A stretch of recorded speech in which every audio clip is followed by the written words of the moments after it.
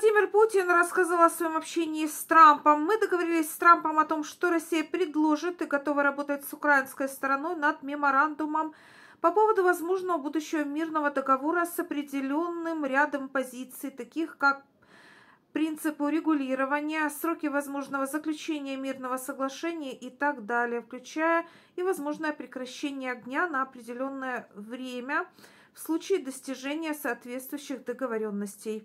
Владимир Зеленский также вышел к прессе и заявил, что в том случае, если Россия предоставит мирный меморандум, украинская сторона рассмотрит его и внесет свои предложения.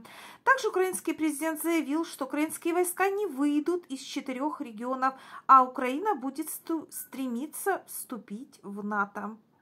Также Зеленский заявил, в Турции, Ватикане или Швейцарии мы рассматриваем возможность встречи делегаций Украины, России, США и Европейского Союза.